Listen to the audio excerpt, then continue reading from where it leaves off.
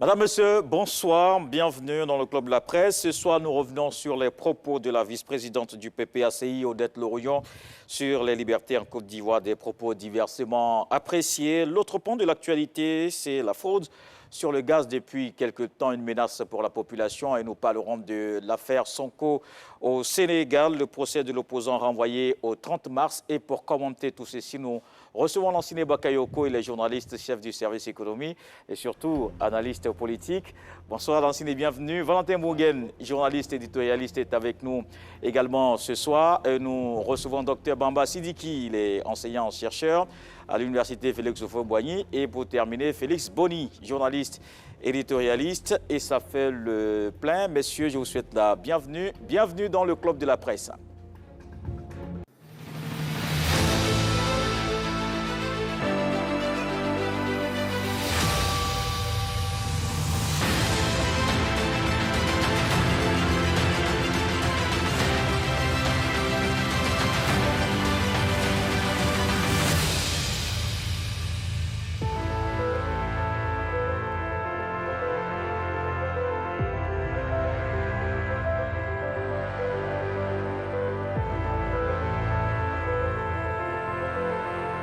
Une vidéo qui la montre face à un public, Odette Lorion, critiquant les libertés en Côte d'Ivoire. Réaction de certains jeunes dits proches du RHDPI. Le PPACI de son côté dénonce. On suit ce reportage de David Soyo.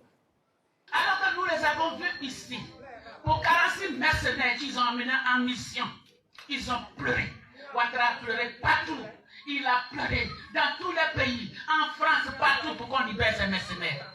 Les mercenaires n'ont pas le droit de faire la prison, mais ce sont les Ivoiriens qui doivent être en prison, qui doivent être mis en prison. Ces propos tenus par Marie-Odette Lorion, vice-présidente du PPACI au cours des meetings, a suscité de vives réactions au sein de la classe politique ivoirienne. Plusieurs voix se sont élevées pour condamner cette sortie de la collaboratrice de l'ex-président Laurent Gbagbo. Philippe Kragbé, membre du secrétariat national en charge des jeunes du RHDP, a qualifié d'incendiaire le discours de l'ancienne députée de la Nation. Pour lui, la liberté d'expression ne doit pas conduire les uns et les autres à jeter l'opprobre sur les institutions de la République.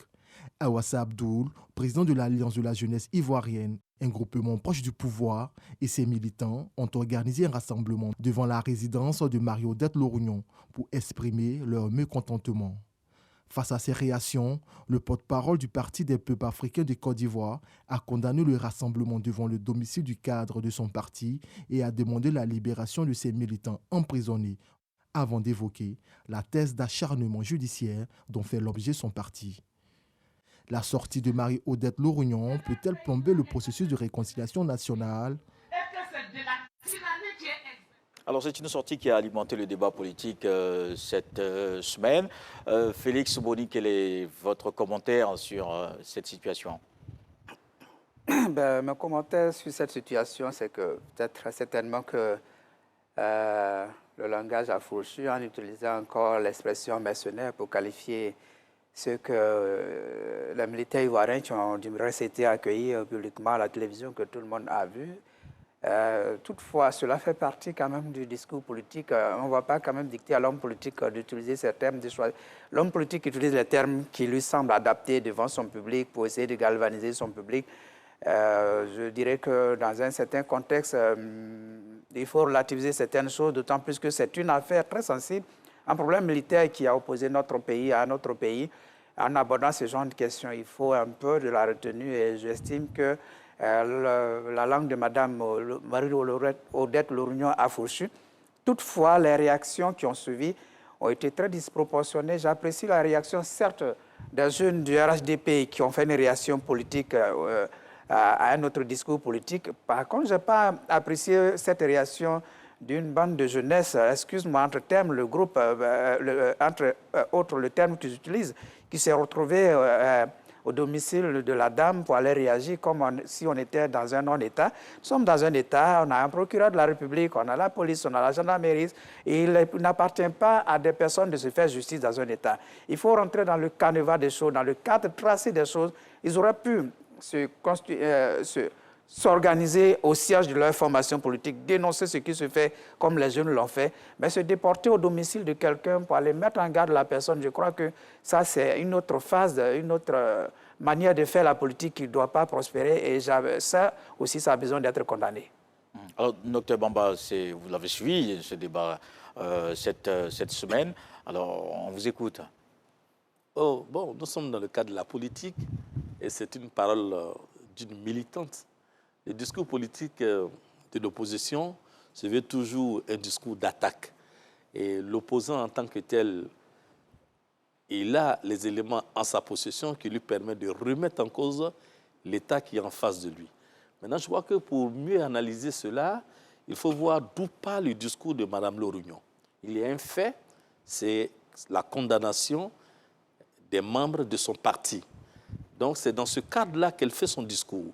Il ne s'agit pas de sortir le discours de son contexte. C'est ce qui fait qu'on ne peut pas bien la comprendre. Ce n'est pas un discours qui a été fait comme ça parce qu'elle avait dit ce qu'elle a eu à dire.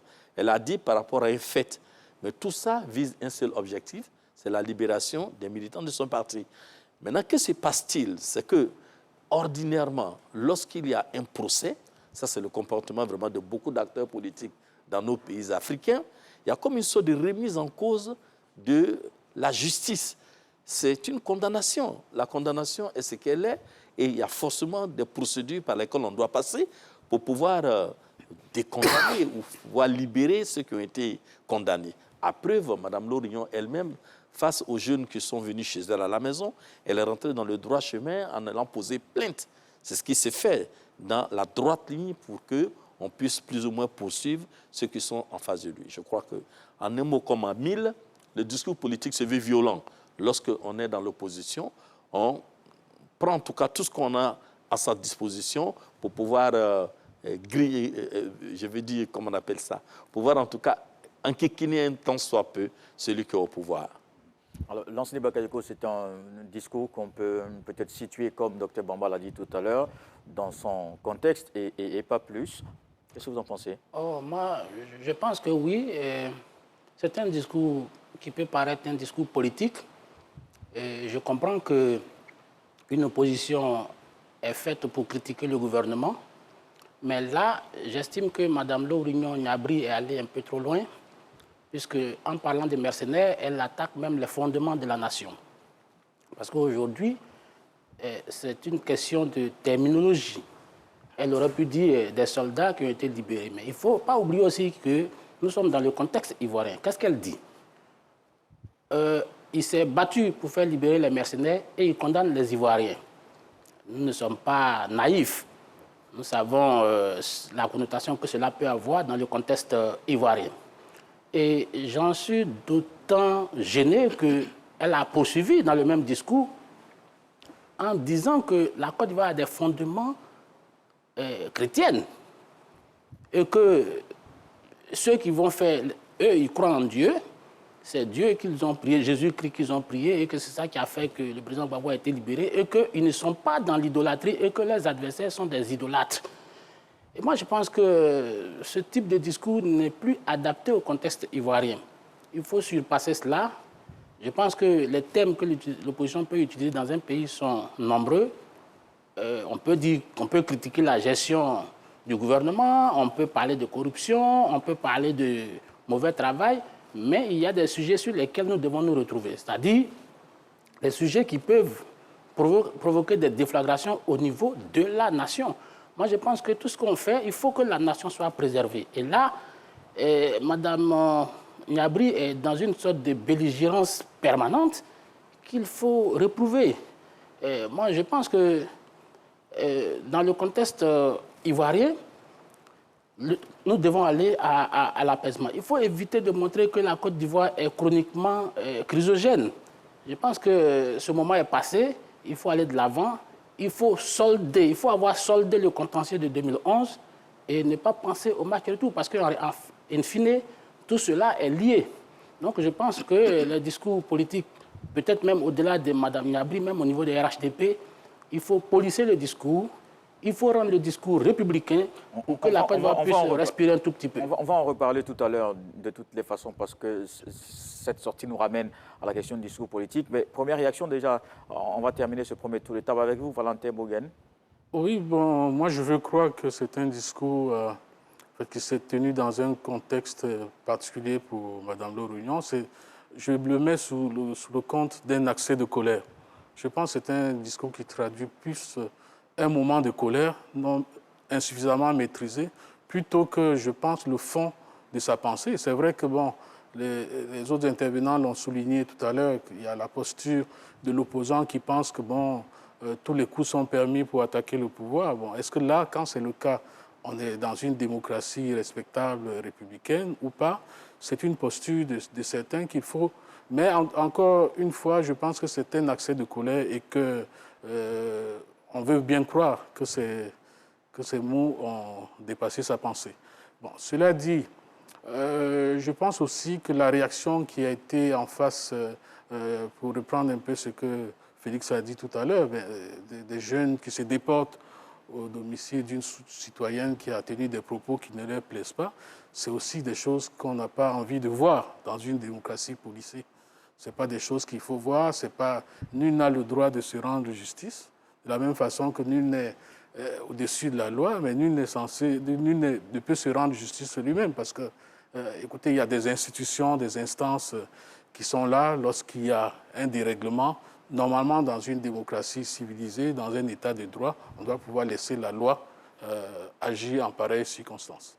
Donc, je pense encore une fois qu'il y a un problème de responsabilité collective de la part des hommes politiques qu'il faut vraiment actionner aujourd'hui. Plus que jamais, si on veut aller à un apaisement réel, je pense qu'il y a des discours qu'il vaut mieux ne pas tenir, même quand on est très en colère.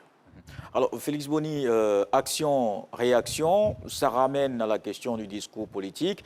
Et Valentin Bakayoko parlait du contexte. Mais en pareille circonstance, quel est le discours que les hommes politiques, par exemple, doivent tenir, sans oublier, comme l'a dit tout à l'heure Dr Bamba, qu'il y a ceux qui sont au pouvoir et ceux qui sont dans l'opposition qui n'ont pas forcément le même langage. Mais il est clair, quand on parle de contexte, alors l'intitulé de l'émission nous parle de contexte de réconciliation nouveau, mais j'allais me demander c'est quoi ce nouveau contexte de réconciliation? D'autant plus que ce contexte n'a pas empêché non plus qu'il y ait des gens qui ont tenu des discours aussi, qui sont aussi poursuivis. Hein. Ce contexte n'a pas aussi empêché qu'il y ait des emprisonnements, qui sont également des acteurs politiques sortant d'un meeting politique. Ce contexte n'aura pas non plus empêché que des gens qui ont empêché certains acteurs politiques d'avoir accès à des localités du pays soient totalement libres, n'aient pas encore été empêchés d'interpeller par rapport... Donc ça veut dire qu'on est dans un contexte politique qu'on ne peut pas dire un nouveau contexte de réconciliation. Moi, je crois qu'il y a un regain de tension sur la scène politique ivoirienne depuis quelques semaines.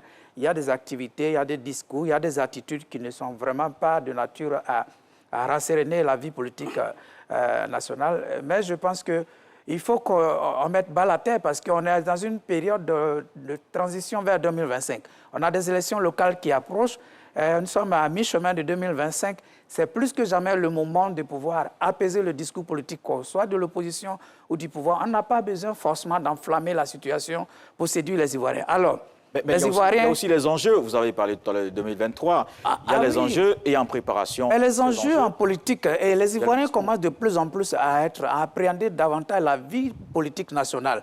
Les enjeux en politique, ce n'est pas le discours enflammé. Les enjeux en politique, c'est la proposition que vous faites pour que les populations puissent suivre. Qu'est-ce qui ne va pas?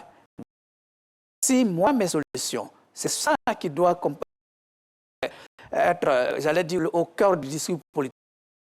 Le discours politique ne doit pas consister à rentrer dans les invectives, mais doit consister à étaler des programmes, à faire des propositions pour séduire les populations. Celui qui est là doit pouvoir défendre son bilan et ne pas non plus aussi rentrer dans les invectives. C'est-à-dire, il ne faut pas brimer son opposition, mais l'opposition aussi ne doit pas être dans les invectives vis-à-vis du pouvoir. Chacun, à son niveau, devrait pouvoir proposer ce qu'il faut pour chaque région, parce qu'ils ont des leaders politiques, chaque parti politique a des leaders dans toutes les régions. Qu'est-ce que vous proposez de nouveau par rapport à celui qui est là? Celui qui est là également dira, voilà ce que moi j'entends faire encore pour que vous puissiez me suivre. C'est ce discours-là qu'on a envie d'entendre pour bâtir une nation ensemble. Oui, docteur Bamba, la question du discours politique en pareille circonstance, et vous l'avez plus ou moins dit, il y a ceux donc, qui sont au pouvoir, qui ont le discours qu'ils tiennent, mais il y a aussi l'opposition. Est-ce qu'à un moment donné, comme Félix le disait tout à l'heure, il peut y avoir une sorte de préservation de l'essentiel? Oui, il faut qu'on s'accorde sur l'essentiel. Je crois que nous avons une histoire récente en Côte d'Ivoire, et même elle n'est pas aussi récente que ça, parce que depuis 1990, le champ politique est un champ bouillonnant. Et nous constatons qu'à chaque période, il y a comme ça des sortes de bouffées. Et nous en sommes là. Bientôt, les élections municipales, on entend encore les mêmes cris de frais et beaucoup de choses qui se disent et qui font peur. Après, quand on regarde les titres des journaux chaque jour, c'est anxiogène. On ne sait pas d'où sortent ces phrases choc, ces petites phrases, ces sortes de slogans qui amènent à des rassemblements confligènes de demain. En tout cas, ça se voit, c'est ce qui se dessine. Mais est-ce que c'est nouveau en Côte d'Ivoire? Je suis désolé pour mon pays, c'est qu'on le dit toujours, on le chante, on le clame, on le critique, mais on en revient toujours à la même chose, les acteurs politiques et les différents relais. C'est comme s'ils ne se conseillaient pas eux-mêmes et qu'ils avaient envie qu'il y ait une forme de déflagration. Ce n'est pas moi qui le dis. Après, si nous le constatons, c'est que le champ est en train de créer des problèmes qui sont visibles à l'horizon. Quant au discours politique lui-même en tant que tel, il est forcément classé. Je n'en suis pas un spécialiste, je ne suis pas le spécialiste du discours politique en tant que tel, mais ce que je sais dans la construction d'un discours, lorsqu'on est dans l'opposition, on instrumentalise en tout cas un sujet, on le politise, et quand on le politise, on accuse, et quand on accuse, on cherche réparation. Voilà comment l'opposant construit son discours. Il faut, vaille que vaille, accuser celui qui est au pouvoir, et quand on l'accuse, on cherche réparation. La réparation ici vient comme pour apaiser l'opposant. Maintenant, celui qui est au pouvoir, il a aussi un discours pour l'opposition et en même temps un discours pour la population. Celui qui est au pouvoir a son bilan qu'il présente, mais en même temps, vu qu'il est attaqué par l'opposition sur certains points, il essaie de se défendre. Après, on l'a vu avec les éléments qui sont passés, le RHDP, de façon politique, a répondu à Mme Lorugnon. C'est comme ça que s'est fait la politique. Bien répondu, ce sont des paroles militantes de part et d'autre. Ils se sont parlé et ils se sont compris dans leur langage politique. Ce qui a été déploré par nous tous, c'est le comportement des citoyens qui sont allés devant la porte d'un autre citoyen, ce qui ne se fait pas. Donc, il y a la réglementation politique, les règles politiques, les discours politiques, et en eux-mêmes participent de cette réglementation-là, et c'est tout ce qui fait la spécificité des champs politiques en fonction des pays et surtout en fonction des contextes. Bon, alors, docteur Bamba a été vraiment très pédagogue, mais finalement, quand on entend tout ceci, est-ce que c'est réalisable? Est-ce que c'est faisable, l'enseignement Bakayoko? Oui, on ne va pas faire la langue de bois. Moi, je pense que le discours de Mme Odette Lorugnon-Niabri est forcément un discours conflictuel. Parce que je ne sais pas si vous avez écouté l'ensemble du discours. Moi, je l'ai écouté. En tout cas, j'ai eu l'occasion d'écouter l'ensemble du discours. Mais c'est une belligérance déclarée. Qu'est-ce qu'elle dit, par exemple, au-delà des questions religieuses et même des questions liées aux soldats ivoiriens qui ont été détenus au Mali? Elle parle de son pays qui est envahi par des étrangers. Elle dit qu'il y a des envahisseurs qui sont là et que le président Bédié et le président Gbagbo doivent se retrouver pour récupérer leur pays, qui est en train de les échapper, d'échapper aux Ivoiriens. Et moi, je pense que ce discours-là, il est connoté, parce qu'il fait référence à un passé que nous ne voulons pas revivre. Donc, on ne va pas simplement dire que le discours de Mme Niabri était dans un cadre politicien, il va au-delà. Tout à l'heure, je l'ai dit, on peut faire de la politique, mais il faut que l'État reste, il faut que la République reste. Parce qu'aujourd'hui, ce sont les fondements de la nation qui sont remis en question. Quand on dit que les étrangers attaquent et veulent prendre notre pays, quand on dit que les soldats sont des mercenaires pour qui on s'est battu, et ce sont les Ivoiriens qui sont brimés et les mercenaires sont adoubés, quand on parle de questions religieuses, moi je pense que là, ce sont les fondements de notre nation qui sont attaqués. Et je ne suis pas dans la dynamique que cela reste impuni. C'est vrai, je ne suis pas en train d'appeler à un État répressif, mais il faut que l'État défende la République. Parce que ça ne peut pas continuer. nous sommes dans une dynamique de rassemblement, d'unité nationale. Moi, je suis pour la politique saine. L'opposition a des thèmes, et c'est connu. Le professeur Bamba a dit, l'opposition dira toujours que le gouvernement gouverne mal, le gouvernement dira toujours que l'opposition fait de la théorie. Donc ça, c'est des choses, c'est classique et c'est connu. J'ai dit qu'on peut faire de la politique, mais il faut que la République reste, il faut que la nation soit préservée. Et ça, cela a échappé à Mme Lorignon. Valentin Bougen. Oui, bon, je mets tout ça en réalité sur le compte de l'apprentissage démocratique. Ce n'est pas une chose facile. C'est pas une chose facile. La démocratie ivoirienne, c'est une démocratie encore jeune, en construction. On peut comprendre que de temps à autre, que ça bouillonne, comme disait l'autre, mais je pense ça je préfère parler de dynamisme. Il y a un dynamisme de la vie politique, mais jusqu'où on peut accepter que ce dynamisme aille? Est-ce que ce dynamisme politique, ce bouillonnement doit se faire au détriment, par exemple, de la nation, de l'unité nationale? C'est là où il y a un jeu, j'allais dire, d'équilibre à trouver entre la nécessité du pluralisme qui est indispensable à l'essor de la vie démocratique et aussi la nécessité de la légalité, de respecter un minimum de l'égalité.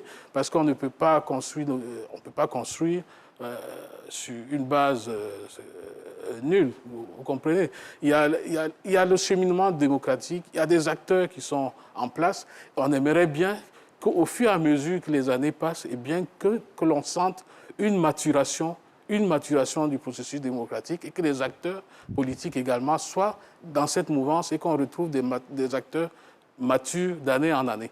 Bon, il y a des discours qui donnent parfois l'impression de retour en arrière. Et ça, c'est ce qu'il faut condamner. C'est ce qu'il faut condamner. Il faut condamner des retours en arrière parce que c'est une histoire récente, comme disait Bakayoko et le docteur aussi tout à l'heure. C'est une histoire récente, donc qu'on n'a pas envie de revivre. Donc il faut éviter les thèmes qui renvoient peut-être à cette histoire douloureuse et puis chercher en tout cas tous les éléments dans les différents partis politiques pour faire en sorte que le discours politique, qu'il soit de l'opposition ou du pouvoir, soit des discours responsables. Surtout que bon, le PPACI est composé de gens qui ont déjà eu à gérer les affaires de l'État, dont on attend certainement d'eux un comportement beaucoup plus républicain. Ben, cela dit, je pense qu'il faut quand même garder bonne mesure. Comme dirait l'autre, ce n'est pas qu'on appelle l'État à la répression et autres, mais nous sommes dans un contexte également, il y a le contexte de la loi qu'il faut respecter, mais il y a également un contexte politique, un contexte social. On veut aller à l'apaisement, à la réconciliation. Il y a de part et d'autre des choses qu'il faut faire pour que les choses aillent dans le bon sens. Alors, monsieur, il y a l'autre sujet au niveau national qui intéresse aussi. Après l'usine clandestine de Diorobité, un autre réseau de transvasement de contenu de bouteilles de gaz est démantelé à Bobo. Ces pratiques illégales représentent évidemment un danger pour la population. Davis Oyo en parle et on se retrouve sur le plateau. L'utilisation du gaz butane au lieu et place du carburant dans certaines localités a connu. Le transvasement du gaz domestique d'une bouteille à l'autre dans des conditions d'insécurité est un autre phénomène qui prend de l'ampleur. Cette pratique frauduleuse, en plus d'être dangereuse pour les populations, réduit presque de moitié les quantités de bouteilles vendues aux consommateurs. En début de semaine, des gendarmes de la brigade de Cocody Angré et de la brigade de sécurité rurale 1 ont démantelé une unité clandestine de reconditionnement de bouteilles de gaz butane à Diorobité, dans la commune de Cocody. Cette action des forces de l'ordre s'inscrit dans l'opération de lutte contre les pratiques illégales dans le commerce du gaz domestique. Bilan, 12 opérateurs clandestins mis aux arrêts, 2 camions de livraison de gaz, un véhicule de type pick-up, un tricycle et 2743 bouteilles de gaz saisies, y compris un lot important de stickers de diverses marques d'entreprises opérant dans le domaine de la distribution de gaz butane pour assurément faciliter l'écoulement de ces produits frauduleux sur le marché ivoirien. Alors voilà une autre paire de manches pour le ministère du Commerce, et évidemment, mais surtout ce qui est inquiétant, c'est que c'est vraiment lié à monsieur tout le monde, Félix Boni. En fait, il y a un gros problème en Côte d'Ivoire sur le marché ivoirien, c'est un problème lié à la contrefaçon, à la contrebande. Et cette fois, on est dans une situation qui concerne un produit qui est très sensible, le gaz. Le gaz utilisé dans tous les ménages pratiquement en Côte d'Ivoire maintenant. Quand on assiste aujourd'hui à des transvasements, c'est-à-dire à des reconditionnements de la bouteille de gaz, c'est suffisamment dangereux pour nos ménages. Et Bravo aux forces de l'ordre qui ont pu démanteler ce réseau, mais il faut que le ministère du Commerce vraiment soit très vigilant par rapport à tout ce que les Ivoiriens consomment, parce que de plus en plus, le consommateur ivoirien est très exposé à toutes ces questions de contrefaçon, de contrebande. On ne sait plus ce qu'on consomme. Et vous avez vu souvent même qu'on nous parle de riz en caoutchouc qui sont sur le marché, très difficile à identifier, des bouteilles qui sont transvasées. Moi, personnellement, j'en ai été victime. Il y a 3 à 4 mois, je suis allé acheter la bouteille de gaz de la maison. Je suis arrivé à la maison, la bouteille fuyait. Et j'ai dû retourner la bouteille pour retrouver une deuxième bouteille. Et la dame, elle a eu cette j'allais dire, bienveillance de récupérer l'autre bouteille qui fuyait pour me donner une autre bouteille.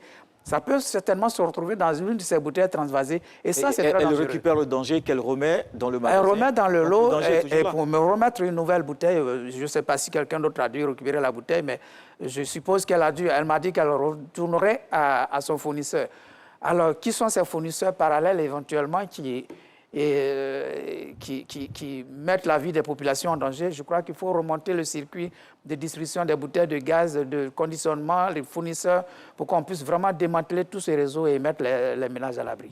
Alors, docteur Bamba, est-ce que vous comprenez cela? Comment c'est possible que des personnes puissent ainsi s'organiser et surtout, disons, envahir le marché? Oh, bon, nous sommes selon mon analyse, dans une forme de cupidité généralisée. Voilà, l'avidité fait que tout le monde a la recherche du gain facile. Donc, on est prêt à entrer dans les entrelacements de la société pour pouvoir s'enrichir vaille que vaille. Je ne vais pas revenir sur les différents problèmes parce que chacun les connaît déjà, ça sera de la redite. Moi, je pense qu'il faut trouver des solutions.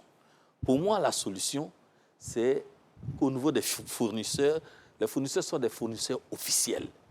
C'est parce qu'il y a des revendeurs que nous en sommes là. Si les revendeurs sont incapables d'assurer notre sécurité, déjà que le gaz est dangereux, qu'on prenne les dispositions, l'État surtout, comme on l'a fait avec le lait infantile. Il y a des produits qu'on ne vendra plus dans certaines surfaces, disons-le comme ça, qu'on ait des lieux agréés pour pouvoir aller chercher le gaz. Il y a certes les stations, et c'est parce qu'on est loin des stations-service que certaines personnes en ont fait leur métier. Il y en a d'honnêtes gens là-dedans, mais il y a plus de malhonnêtes que d'honnêtes aujourd'hui. À partir de ce moment, l'État doit prendre ses responsabilités pour nous trouver des points agréés, connus de tous, pour qu'on puisse aller, en tout cas, se ravitailler en gaz quand on aura besoin. Alors, Valentin Bouguène. Je pense que c'est un problème assez grave. Déjà, la question se pose, on a suffisamment parlé déjà de la dangerosité du problème, c'est déjà un niveau, c'est un produit dangereux qu'on est en train de manipuler dans des situations très inconfortables, c'est dangereux pour la sécurité publique, donc il y a un problème de sécurité publique qu'il faut gérer. Puis il y a le problème économique. Il y a le problème économique qui n'est pas un problème mince, parce que non seulement les quantités qui sont vendues aux consommateurs ne sont pas les quantités qu'il est censé payer, puisque c'est ce qui figure, mais en réalité, c'est pas le produit final n'est pas dans les quantités souhaitées. Et de deux, on sait très bien ce que la fraude et la contrefaçon créent comme dommage à l'économie. Je n'ai pas les chiffres exacts, mais ça se compte chaque année en centaines de milliards de francs CFA. C'est que les dommages de la fraude, de la contrebande, de la contrefaçon, ce sont des circuits parallèles et même pratiquement criminels. Et il faut faire très attention parce que lorsque ce genre de circuit se développe à une certaine échelle dans un État, eh bien c'est dangereux. C'est dangereux parce qu'on assiste finalement à des mafias organisées qui font la contrebande, qui vont commencer par la contrebande du gaz, qui vont faire la contrebande avec des produits alimentaires, la contrebande des cigarettes et autres. Ça crée un circuit criminel et lorsqu'il y a la criminalisation de l'économie, c'est un phénomène très dangereux. Donc je pense qu'il faut qu'on fasse très attention. Cela dit, maintenant, parlant des solutions, le docteur a parlé tout à l'heure également des centres il faut que ce soit des centres agréés. Oui, bon, au niveau officiel, il y a des fournisseurs agréés et autres. La loi existe pour dire, bon, écoutez, pour pouvoir même revendre, voici, il faut un local qui soit un local adapté aux produits. Mais est-ce que cette loi est respectée véritablement. C'est ça aussi. On voit très bien dans nos quartiers, c'est vrai qu'il y a la question de la proximité qu'on veut rechercher. Bon, si on ne vend que dans des stations-service, elles sont éloignées de certains domiciles, mais il faut que l'État veille aussi à ce que les endroits où on stocke pour revendre ces produits, que ce soit des endroits sains, que ce soit des endroits sécurisés. Ce n'est pas encore le cas. Donc je pense qu'il faut jouer à la fois sur ces leviers-là. Ce n'est pas seulement un problème, à mon avis, du ministère du Commerce, c'est même un problème de sécurité publique qu'il faut adresser. L'enseignant Bakayoko, bon, là je m'adresse aux journalistes spécialistes en économie. Et évidemment, c'est une crainte sociale, mais surtout au niveau économique, comme disait tout à l'heure Valentin, ça fait quand même craindre. Oui, effectivement, ça fait craindre, mais ce qu'il faut préciser déjà, c'est que ce n'est pas... C'est un acte de criminalité, je ne vais pas ordinaire, seulement que ça se pratique sur un produit très sensible, c'est-à-dire un produit extrêmement dangereux. Sinon, c'est un acte de contrebande, de fraude, de criminalité ordinaire. Ce qu'il faut préciser aussi, c'est que ce n'est pas lié à un problème de disponibilité, puisque la Côte d'Ivoire produit suffisamment de gaz. Aujourd'hui, nous sommes à près de 530 000 tonnes de gaz qui est produit. Et aujourd'hui, nos capacités de stockage, c'est ça qui était un peu le problème, aujourd'hui sont relativement maîtrisées. Avant, on en avait juste pour 2 semaines le fonds de réserve. Aujourd'hui, nous en avons pour pratiquement 30 jours avec l'arrivée, je crois en 2022, d'un butanier d'à peu près 11 500 tonnes. Et aujourd'hui, donc, nous avons des capacités de stockage qui sont quand même maîtrisées. Même s'il faut améliorer le niveau et peut-être amener le stock de sécurité à 1 mois et demi, 2 mois, ce ne serait pas mauvais. Mais ce qu'il faut dire, c'est que ce qu'il faut préciser à nouveau, c'est que c'est un acte de criminalité qui est pratiqué par des gens qui veulent forcément avoir de l'argent au-delà des normes habituelles, c'est-à-dire, prochainement, pas de cupidité, d'avidité, de cupidité. Et donc, il faut simplement lier à cela, parce que c'est un produit quand même pour lequel l'État fait d'énormes efforts, parce que c'est un secteur qui est très réglementé. Les prix sont administrés, les licences sont données à des gens qui auront rempli des conditions. Il y a des directions qui s'occupent de l'installation des points de vente. Mais comme solution, on peut peut-être chercher à rapprocher, mais il ne faut surtout pas chercher à éliminer les intermédiaires qui sont les revendeurs, puisque ce serait quand même, c'est une activité qu'on aura à supprimer. Oui, je pense que... le docteur Bamba l'a dit, parce qu'on est aussi à la recherche de solutions. C'est un problème, on a des bouteilles de gaz qui ne sont pas pleines, donc la question de la critique, oui, bien sûr. dont parlait Valentin tout à l'heure. Ils font du transvasement. C'est plusieurs problèmes à la fois. Ils font du transvasement, c'est-à-dire qu'ils prennent des bouteilles qu'ils transvasent pour pouvoir améliorer leur gain au-delà des normes, au-delà des gains qui sont normaux.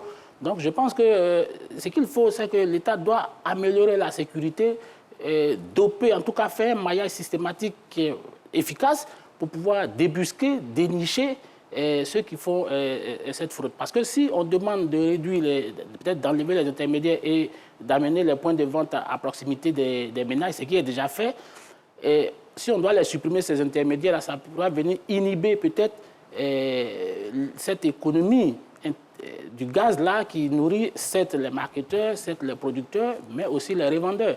Donc je pense que c'est un problème qu'il faut résoudre de façon globale, demander aux forces de répression de multiplier les actions coup de poing, demander aux populations d'aider à débusquer ces gens-là. Et je pense que c'est une solution collégiale pour laquelle, je veux dire, l'ensemble de la population ivoirienne doit prendre conscience, surtout de la dangerosité de cette activité de gaz, parce que c'est une question de sécurité publique aujourd'hui. Alors, est-ce que vous pensez, oui, Félix Bonny, que c'est un problème peut-être de contrôle du marché? Oui, il y a un problème de contrôle du marché. Ça, c'est à plusieurs niveaux. On parlait tantôt de contrefaçon, de contrebande, de fraude, qui est cette grande criminalité. Et quand on parle de contrefaçon et de contrebande, la criminalité est à tous les niveaux, criminalité économique, criminalité sociale, la vie des populations qui sont en danger. Mais même quand je parle de criminalité sociale, c'est aussi des emplois qui sont mis en jeu.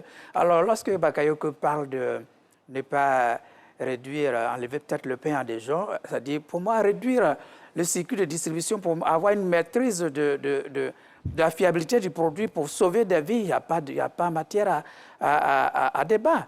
Il y a quelques semaines, nous faisions une émission sur la question du pain. Et Bakayoko, tu partageais le plateau avec moi, tu parlais de ce qu'il fallait réduire, ces intermédiaires du pain, il fallait qu'on enlève ces intermédiaires. Mais le pain, il ne tue pas. Le gaz, il tue. Non, mais là, attention, nous étions en crise de disponibilité de la farine. Or là, je vous ai dit qu'il n'y a pas de problème de disponibilité. Ça dit que le gaz est là. Dans le cas du pain, il y avait un problème de disponibilité. Tu as évoqué la question de la dangerosité du produit, qui fait que s'il y a lieu même de réduire le circuit pour que nous puissions sauver des vies, il faut réduire ce circuit et sauver des vies. Parce que là, il est question de vie. Alors, une explosion dans un quartier peut ne pas seulement peut-être brûler une personne, mais tuer des personnes, faire perdre peut-être même toute l'économie même de la personne. Il y a déjà eu des cas. Il y en a eu plusieurs cas, même pas seulement le cas, il y a eu plusieurs cas. C'est un produit difficile à manipuler, alors il faut réduire le circuit. S'il faut réduire le circuit pour sauver des vies, il le faut. Mais on parle du contrôle du marché. De façon globale, le marché ivoirien a besoin de contrôle rigoureux. Et le ministère du Commerce fait des efforts, mais il faut toujours accentuer ces efforts parce que la criminalité sur le marché est suffisamment, j'allais dire, endémique et beaucoup de produits circulent sur le marché qui sont très dangereux pour les consommateurs. Docteur Bamba voulait ajouter quelque chose? Oui, ce que je veux dire, c'est que Bakayoko a mis la main sur un point très important. Il m'a semblé qu'il minimise le transvasement, alors que c'est là qu'il y a problème. Des gens qui transvasent, qui n'ont même pas la qualité de transvaser. C'est là le problème, c'est-à-dire qu'ils n'ont aucune qualification. Non, j'ai dit que le transvasement, c'est un acte criminel. Ça, on est d'accord dessus. Parce que le transvasement, ça ne se fait pas dans les quartiers. Comment ils ont Ça ne se fait pas dans les quartiers, ça se fait dans les usines. C'est là qu'il y a problème. C'est-à-dire comment des individus lambda, citoyens comme toi et moi, décident de faire un travail qui ne leur incombe même pas. Moi, je crois que lorsqu'on fait de la criminalité économique, si on est seulement passeur de produits, par exemple, frauduleux, là, on parle d'un produit très dangereux. Et à preuve, pourquoi nous avons peur? On sait que le gaz, même dans sa situation normale, a eu à tuer des gens. En ce moment, il n'y avait pas de fraude en Côte d'Ivoire comme ça. Chacun d'entre nous a eu dans sa famille des gens qui ont été victimes du gaz qui a fui ou bien de mauvaises manipulations à la maison qui a amené ce genre de problèmes. Aujourd'hui, dans le tout Abidjan, il y a comme ça des gens qui ont décidé de mettre notre vie en péril. On ne peut pas s'éteindre là-dessus. Si tel est le cas, pour moi, la solution, en tout cas immédiate telle qu'elle est, j'ai conscience qu'on va tirer le pain de la bouche des gens, je ne le veux pas, mais pour une solution vraiment immédiate, il faut déjà réduire ce nombre de fournisseurs, là, c'est-à-dire d'intermédiaires. Professeur, je ne suis pas en train de dire qu'il ne faut pas qu'il y ait des... Je suis contre le transvasement parce que c'est un acte criminel. Mais j'ai dit qu'il y a des intermédiaires classiques qui sont là. Ça dit que les gens qui sont dans les quartiers et qui font de la proximité avec la population. Il ne faut pas confondre les criminels qui font du transvasement et qui le font par cupidité. Et attention, ce n'est pas seulement même au niveau du gaz pour le ménage. Même dans les véhicules, Yamoussoukro et Grand Bassam sont réputés des gens qui utilisent le gaz pour le véhicule. Donc, on est d'accord que c'est un acte criminel. Ce qui est interdit. Donc, on est d'accord dessus. Mais mon problème, c'est qu'on ne vienne pas confondre les criminels et ceux qui sont dans l'activité normale, ça va à travers le quartier et qui sont dans des points de vente classiques, qui sont dans des réseaux normaux. Mais ils constituent les réseaux d'écoulement. Justement, ces personnes ont besoin de personnes qui sont plus proches des consommateurs pour écouler les produits. La preuve en est que le reportage l'indique très bien. Ils ont des stickers des entreprises pour confondre, c'est-à-dire le bon produit au mauvais produit. Donc, il faut réduire, j'allais dire, le circuit de distribution pour pouvoir maîtriser le circuit de la production du gaz jusqu'au consommateur, de sorte à éliminer ces intermédiaires qui peuvent servir j'allais dire, de réseau pour écouler ces produits frauduleux. Valentin Bouguen, ça vous semble peut-être pertinent puisque ça va peut-être responsabiliser davantage. Oui, je pense que tout ce qui peut être fait pour maîtriser les circuits de distribution doit être fait. Il faut maîtriser absolument le circuit de distribution parce qu'une fois que c'est transvasé, c'est mis dans des bouteilles, c'est écoulé sur le marché, vous ne pouvez pas, ni vous ni moi, savoir tout de suite que cette bouteille n'est pas conforme. Parce que comme dit Félix, ils ont des stickers, ils se promènent avec des stickers de différentes compagnies et autres, mais il faut vraiment avoir la bouteille, la soulever peut-être, arriver à la maison et constater que la bouteille qui met parfois une semaine ou 2 semaines, eh bien, curieusement, c'est 4 ou 5 jours. Donc je pense que tout ce qui doit être fait doit l'être pour pouvoir maîtriser le circuit de distribution et faire en sorte que ceux qui transvasent, par exemple, non seulement cette activité disparaisse, le transvasement frauduleux disparaisse et faire en sorte également que les possibilités qui sont au fait d'écouler ces produits de contrefaçon, en fait, ces produits non conformes, que ces réseaux également soient réduits au minimum. Il faut, puisqu'on ne peut pas placer un gendarme derrière chaque réseau de vente dans les quartiers. Ce n'est pas possible. Mais il se trouve que c'est souvent à ciel ouvert, comme à Yamoussoukro. Oui, c'est parfois à ciel ouvert. Il y a le transvasement au niveau des véhicules. Oui, mais je dis que non seulement il faut... C'est regardé par tout le monde. C'est pour ça que nous demandons que l'État, les forces de l'ordre fassent leur travail. Parce que c'est des activités qui sont interdites. Et donc, si on les voit, il faut les signaler pour que ces réseaux-là soient démantelés. Parce que ce ne sont pas des activités officielles. C'est pour ça que ceux qui sont chargés de réprimer ce qui n'est pas officiel, il faut que ceux-là se mettent en action pour pouvoir maîtriser la situation. Et là, on voit, on ne fait rien parce que même des forces de l'ordre montent dans les Woro à Yamoussoukro. L'odeur du gaz, ça se sent, mais personne ne cherche à savoir avec quoi ce véhicule roule, d'où ce produit. On aurait pu facilement démanteler des réseaux de transvasement. C'est pour ça que je dis dès le départ que c'est d'abord un problème de sécurité publique qu'il faut adresser. Absolument. C'est très grave ce qui se passe et que ce n'est pas seulement une histoire du ministère du Commerce. C'est une histoire de sécurité publique. Alors, si on y prend garde, ça, on va vers la catastrophe de ce point de vue-là. Parce qu'avec des dépôts, des transvasements frauduleux, des dépôts non agréés qui ne sont même pas conformes, vous voyez comment on entasse les bouteilles de gaz et tout ça, on se demande, mais pourtant, tout cela, en principe, ont un agrément, parce qu'il faut un agrément pour pouvoir exercer l'activité. Donc, il faut que la répression même s'exerce à ce niveau-là, d'autant plus que c'est un marché florissant. Le marché du gaz aujourd'hui, du gaz butane, c'est l'un des marchés les plus lucratifs, les plus dynamiques, parce que c'est une progression d'à peu près 10% par an.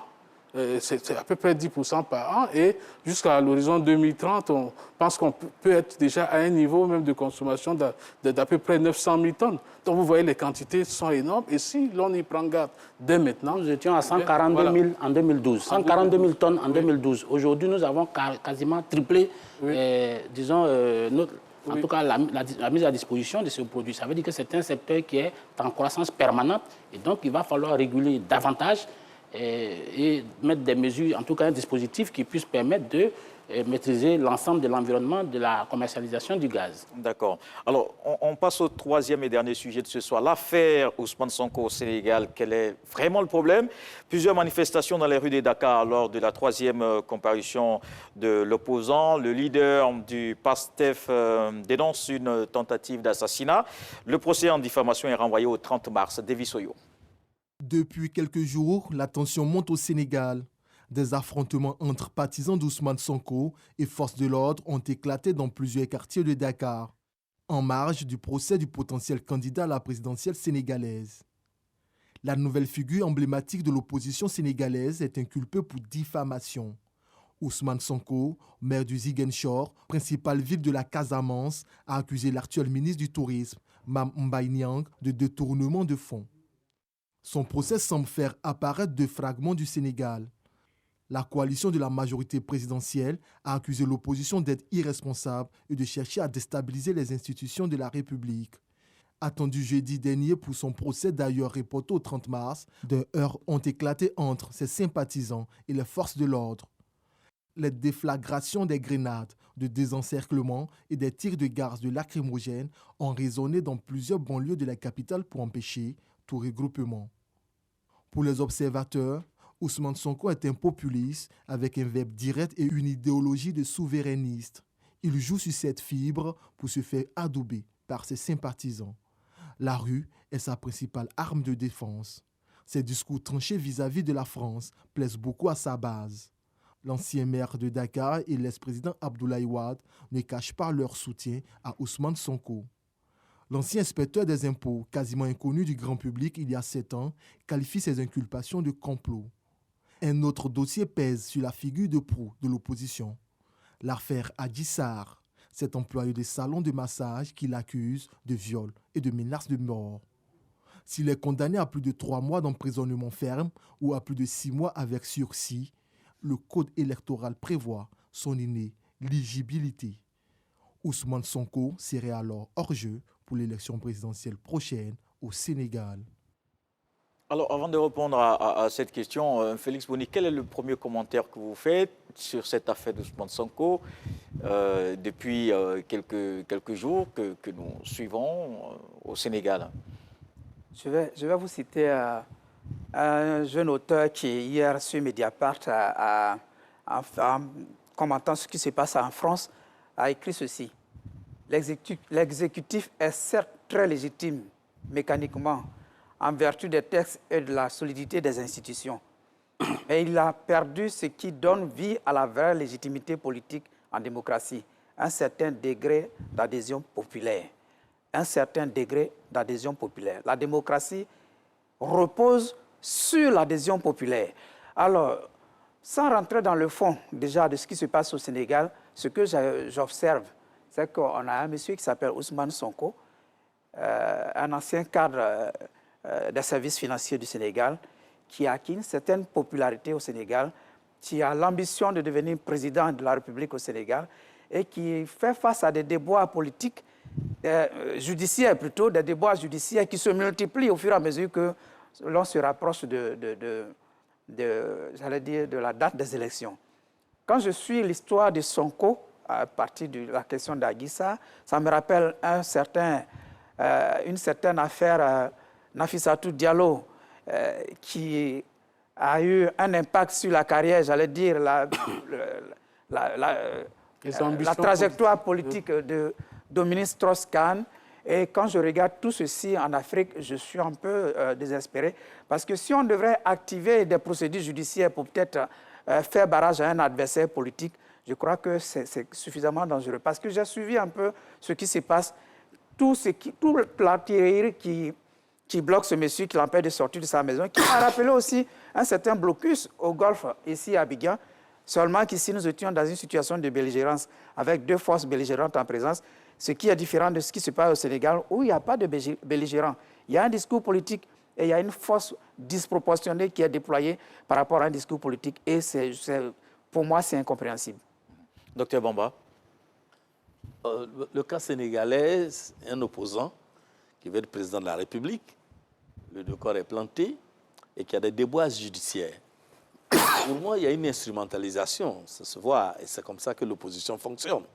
Sinon, en réalité, face aux accusations, M. Sonko devait se rendre seul, entre guillemets, au palais de justice pour pouvoir répondre de ce qui se passe. Il a forcément des avocats. Mais je ne suis pas sénégalais, donc je ne suis pas dans... Sonko n'a pas refusé de comparaître. Oui, mais non, je n'ai pas dit qu'il a refusé de comparaître, j'ai dit aller seul au tribunal. Voilà, il y a ça aussi, il y a toute une théâtralisation qui participe du jeu politique local au Sénégal aujourd'hui, parce qu'il y a de façon sous-jacente cette histoire du troisième mandat possible de M. Macky Sall. Donc il y a, en tout cas au Sénégal, beaucoup d'éléments, beaucoup de paramètres qui permettent peut-être de comprendre ce qui se passe. En tout cas, pour ce que les médias nous donnent à voir, c'est qu'il y a de véritables tensions face à quelqu'un qui a des ambitions politiques et on pense qu'il faut le caler, parce que c'est comme ça que ça apparaît. Mais en même temps, l'élément nous dit qu'il a une base populaire en fonction du discours qu'il tient. Et ce discours ambiant aujourd'hui de l'Afrique, on est contre la France, où on dit des choses qui, demain, lorsque ces gens seront au pouvoir, on verra véritablement ce qu'ils sont appelés à faire.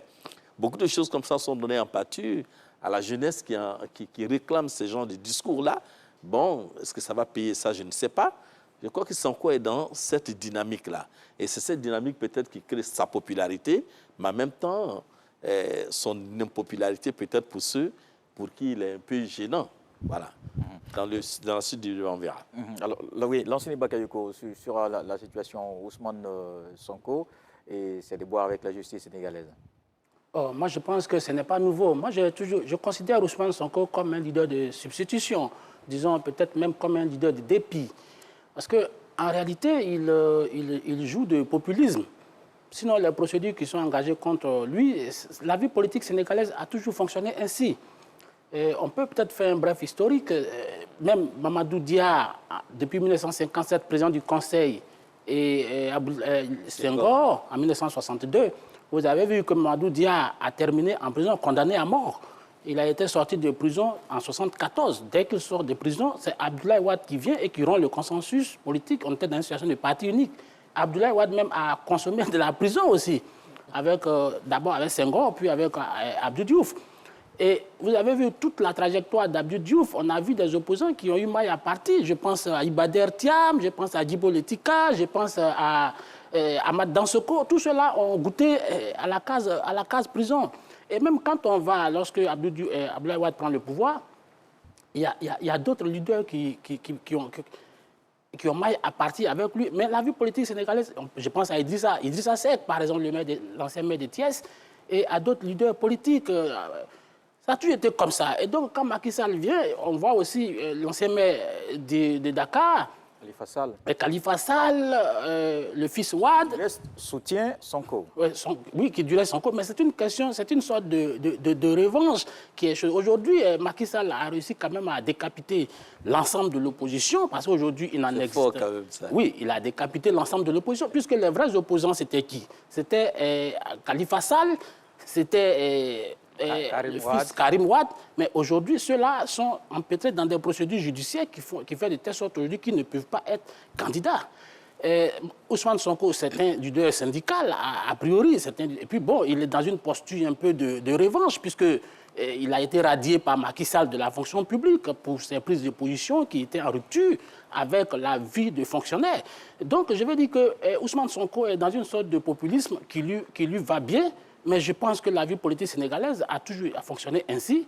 Et donc, de toutes les façons, le Sénégal est un pays démocratique. Et donc, je pense qu'il fera tout ça peut-être pour se soustraire de la justice. Aujourd'hui, je l'ai vu sur un lit d'hôpital où il dit qu'il est hospitalisé, peut-être un malade imaginaire. Mais de toutes les façons, la procédure... Depuis, je pense, la dernière comparution, il y a eu... ce qui s'est passé dans les rues, etc. Il dit avoir été violenté. Oui, c'est ça, je l'ai vu. Il a été vu en train d'être violenté. Les images circulent et ce sont des images vidéo qui ne sont pas des montages. Donc il a été bel et bien violenté. Et pour ne pas dire, Bakayoko parle de malade imaginaire, mais il s'est rendu à l'hôpital. Les explications qu'il donne, c'est qu'il avait d'abord annoncé qu'il avait des douleurs, mais il s'est rendu à l'hôpital parce qu'il a inhalé, il soupçonne un assassinat, il a inhalé, j'allais dire, des produits. Il veut savoir si ces produits éventuellement ne sont pas des produits d'empoisonnement. D'ailleurs, son avocat... Le professeur Baba vient de dire qu'il manipule bien le verbe. Il est dans une position de victimisation. Il est un manipulateur fin. Le populisme, c'est l'art de la vie politique au Sénégal. Il y a Valentin qui attend. Le mouvement Y en a marre a été un mouvement populaire qui a permis à Macky Sall, qui a profité de ce populisme pour être là au pouvoir aujourd'hui. D'accord. Le populisme on en reparle de la vie politique. Juste après Valentin Boni, oui.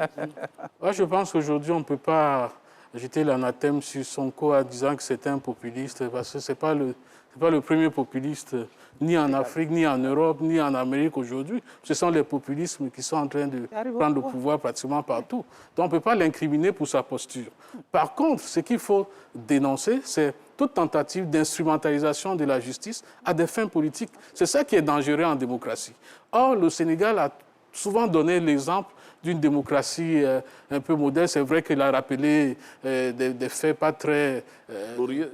Oui, pas très glorieux, mais ce sont des faits qui sont parvenus à circonscrire parce que les institutions fonctionnent plus ou moins bien. Il y a une certaine culture républicaine, une culture de l'état de droit au Sénégal qui ne date pas d'aujourd'hui, qui fait en sorte que les institutions parviennent à réguler les violences politiques quand elles interviennent. Donc on peut pas, moi je ne peux pas dire de Sonko que non, il faut qu'il arrête avec le populisme et tout ça. Il tient un discours qui plaît à une bonne partie de la population. En tout cas, la jeunesse aujourd'hui, qu'il s'agisse des jeunesses urbaines et autres, c'est un discours qui vient dans un contexte aussi, il faut rappeler le contexte socio-économique sénégalais aujourd'hui, qui est un contexte qui dérive déjà de la Covid avec tout ce qu'il y a eu comme arrêt, enfin, comme régression de l'activité économique. Ça s'est ressenti dans le PIB du pays de l'année dernière, qui a régressé par rapport aux années d'avant. Donc il y a comme des horizons qui sont incertains pour les jeunes aujourd'hui. Et lui, il vient, il tient un discours qui plaît aux jeunes. dans un contexte où également le pouvoir aussi se dit que mais, le moment est venu parce que la situation économique, les perspectives économiques en début d'année donnaient le Sénégal parmi les premiers pays, sinon le premier pays en Afrique en termes de croissance économique qui devait avoisiner les 2 chiffres en raison du début de l'exploitation du pétrole et du gaz notamment. Il y a ce contexte socio-économique et puis il y a surtout l'échéance électorale de février 2024 qui mobilise et donc il faut avoir ces lectures, ces différents éléments pour contextualiser. C'est vrai, il a maille à partir avec la justice. Il y a eu une affaire de viol pour laquelle il doit s'expliquer. Et on ne comprend pas très bien la lenteur des procédures judiciaires par rapport déjà à cette affaire. C'est justement ce que dénonce l'opposition qui estime que le procès devient trop long et qu'il y a une volonté d'éliminer un candidat pour la présidentielle de 2024. Qu'est-ce que vous en pensez? Oui, moi, c'est pour ça que j'ai commencé par dire attention en démocratie, dès qu'on utilise la justice pour régler les affaires politiques, c'est très dangereux. Et c'est ce qui est en train de se passer, c'est ce qui peut créer un problème plus grave pour le Sénégal aujourd'hui, parce qu'on est dans un contexte où les positions se radicalisent. Les positions se radicalisent plus qu'avant encore, parce qu'il y a je crois que c'est le docteur Bamba qui a parlé tout à l'heure de l'aspect 3e mandat. On dit que le président actuel, Macky Sall, veut un 3e mandat. Lui-même, il ne s'est pas exprimé dessus de façon claire. Il a dit il ne dira ni oui ni non, ce qui entretient un peu le flou, l'incertitude. Et les différentes crispations politiques qu'il y a aujourd'hui, c'est par rapport à cela. Et lorsqu'on emprisonne, lorsque l'autre maille appartient avec la justice, on se rappelle, avant lui, il y a eu le Khalifa Sall, il y a eu Karim Wade qui ont été écartés très rapidement de la même façon. Il n'est pas le seul à être poursuivi aujourd'hui. On a quand même le maire de Sacré-Cœur, Barthélémy Dias, qui est aussi un acteur majeur, qui est aussi poursuivi. Moi, ce que je constate, c'est qu'ils sont poursuivis pour des faits de droit commun. Parce qu'on parle de questions de mœurs. Ça, c'est évident. Je pense que ce n'est pas... Donc pour vous, Lansana Bakayoko, ça n'a rien à voir avec la présidentielle? Pour moi, oui. En fait, les hommes politiques profitent toujours. Mais je pense que c'est Ousmane Sonko lui-même qui a ouvert le boulevard. Et donc, les hommes politiques, enfin, le régime Macky Sall s'est engouffré. Parce que ça a toujours été ainsi. Vous avez vu sous Abdoulaye Wade, vous l'avez déjà rappelé plusieurs fois, oui. Farba Senghor qui faisait la même chose, Ousmane Ngom. Donc, ce sont des choses qui ne sont pas nouvelles au Sénégal. On va aller vite. Oui, Félix Boni, oui. Quel est ce président-là qui, lorsque lui, il arrive au pouvoir, tous ses adversaires ont des déboires politiques et sont tous éliminés par les procédures politiques. Il y a une véritable instrumentalisation du pouvoir judiciaire au Sénégal pour éliminer Karim Wade, Khalifa Sall, maintenant Ousmane Sonko, Barthélémy Diaz qui est également visé par une autre procédure. Il faut que M. Macky Sall est arrivé au pouvoir dans un contexte un peu pareil à ce que lui il est en train de préparer par rapport à ses opposants. C'est-à-dire un autre mandat de trop d'Abdoulaye Wade. Le Sénégal a... Ça sera réglé comme le cas d'Abdoulaye Wade a été réglé. Ça dit que le peuple s'est prononcé. La conflictualité qui a été entre Abdoulaye Wade et Macky Sall, c'était simplement que Macky Sall avait demandé à Karim Wade de rendre compte après la conférence islamique qui a été organisée. Donc, le même peuple. C'est un contentieux politique, un contentieux de fait. Quand tu parles du populisme de Sonko, mais s'il y a quelqu'un qui rend Sonko populaire, c'est bien ce harcèlement de Macky Sall qui fait que le monsieur devient populaire. C'est bien noté. Merci Boni. On termine rapidement avec Dr Bamba. Non, j'ai dit que je fais confiance au Sénégal. Ça a été dit tout à l'heure. La population arrive toujours à résoudre le problème des citoyens. À preuve, celui qui est opposant à Wade, on l'a vu, Macky Sall l'a battu, comme Wade aussi a été opposant à Diouf. Et on a vu toujours que le Sénégal arrive à s'en sortir parce que les citoyens se mobilisent en temps opportun pour régler ce problème politique. D'accord. En tout cas, l'affaire envoyée au 30 mars, une affaire évidemment qu'on va suivre. Merci Lansana Bakayoko, Valentin Mbungen, merci Félix Boni, Dr Bamba Sidiki. Merci à vous de nous avoir suivi cette émission réalisée par Fofana Mamadou. Tout de suite, le journal de 20h avec Marie-Laure Ngoran. À dimanche pour un autre numéro du Club de la Presse.